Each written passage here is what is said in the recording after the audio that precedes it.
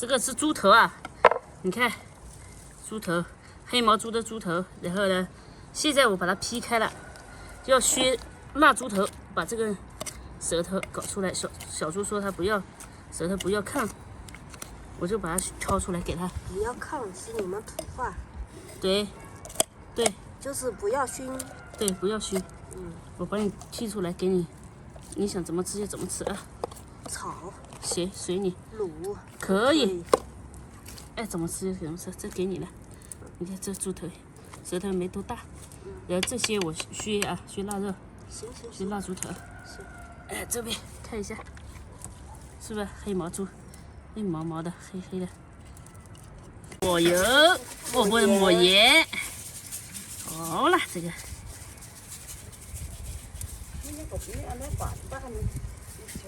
哎呀。在练锅。对。练锅好久没用了，用猪油练一下。之前呢一直说做那个脆嫂，但一直没空。今天抽个时间做一下大块的肥肉啊，就用这种来做。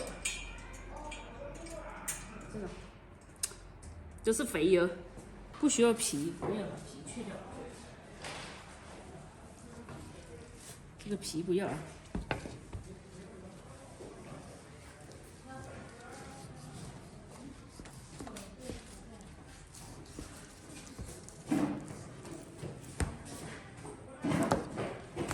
皮到时候我们可以做皮冻再做包子，哇，那多好！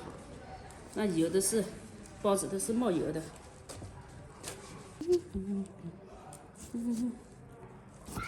不要太大，也不能太小，但是大小又均匀。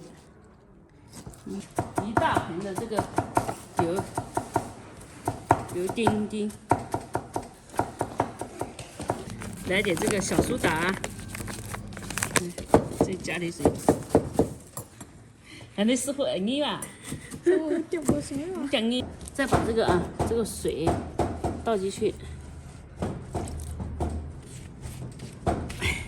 再给它搅均匀。搅均匀之后放几个小时啊，放冰箱里面几个小时。像这个天冷了，不用放冰箱也可以，就放外面。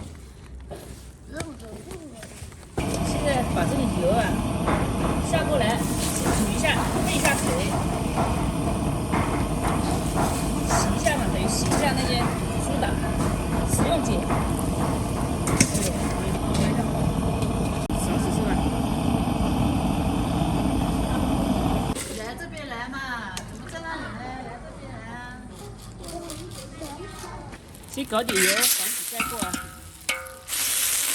这个那边的锅太小了，装不下，只能来这里了。削腊肉，我用这个秸秆，干肉皮削，这个干肉皮削出来的腊肉非常漂亮，而且也好吃。